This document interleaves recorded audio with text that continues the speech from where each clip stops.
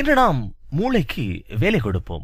முதலில் ஒரு உண்மை சொல்லியாகணும். நீங்கள் உங்களின் மூளையின் 10% தான் பாவிக்கிறீர்கள். பாவிக்கப்படாமலே மூளையின் 90% மிஞ்சி கிடக்கிறது என்று உங்களிடம் சொல்லப்பட்டிருக்கும். அது பொய். நீங்கள் மொத்த மூளையையும் பாவித்துக் கொண்டுதான் இருக்கிறீர்கள். உங்கள் மூளையின் அத்தனை பகுதிகளும் அநேகமான நேரங்களில் தொழிற்பாட்டில் ஈடுபட்டுக் கொண்டே இருக்கிறது. உங்களின் உயிரின் நிலைப்பு மொத்த மூளையின் தொழிற்பாட்டில் தான் சாத்தியமாகிறது. சரி, ஒரு உண்மை சொல்லியாகிவிட்டது. இனி மூளைக்கு வேலை கொடுப்போம். திரையில் தோன்றும் நிலப்படத்தை நன்றாக அவதானித்து நிலப்படத்தில் எத்தனை பந்துகள் காணப்படுகின்றன என கணக்கிட்டு உங்களால் சொல்ல முடிகிறதா? கணக்கிட்டு விட்டீர்களா? விட என்ன? 3 என நீங்கள் சொல்கிறீர்களா? அற்புதம், அதுதான் சரியான பதில். அது இலகுவான கேள்விதான்.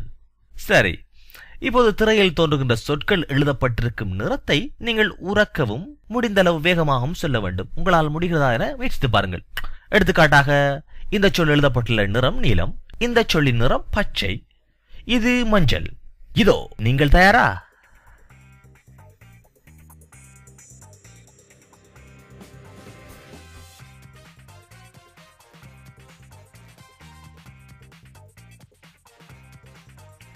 இப்போது சின்ன ஒரு மாற்றத்தோடு நீங்கள் மீண்டும் உங்களால் சொல் எழுதப்பட்டுள்ள எழுத்துக்களின் நிறங்களை விரைவாகவும் உறக்கவும் சொல்ல முடிகிறதா என பாருங்கள். நீங்கள் சொல்ல வேண்டியது சொற்கள் எழுதப்பட்டுள்ள எழுத்து நிறத்தை என்பதை மறக்காதீர்கள். சரி, முயற்சித்து பாருங்கள்.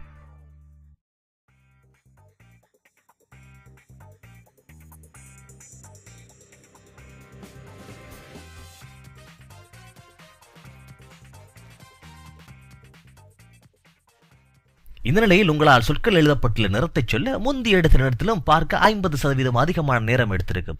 இந்த நிலை ஸ்ட்ரூஃப் எஃபெக்ட் எனப்படுகிறது. மூளையின் பக்கமாக உருவாக்கப்படும் அறிவுறுத்தல்கள் பலவும் அவதானத்துக்காக போட்டி போட்டுக் கொள்வதனாலேயே உங்களால் விரைவாக சொற்களை சொல்ல முடிந்தாலும் சொற்கள் எழுதப்பட்டுள்ள நிறங்களை விரைவாக சொல்ல முடிவதில்லை. கொஞ்சம் பொறுங்க, நான் ஏற்கனவே இந்த நிலப்படத்தில் எத்தனை பந்துகள் உள்ளன கேட்டிருந்தேன்.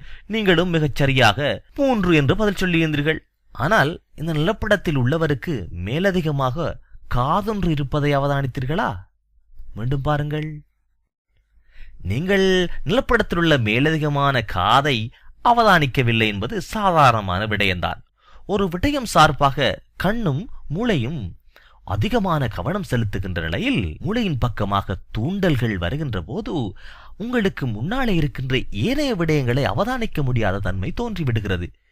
இதுதான் இன்அட்டென்ஷனல் பிளைண்ட்னஸ் என்ற கவனமின்மை குருடு எனப்படுகிறது.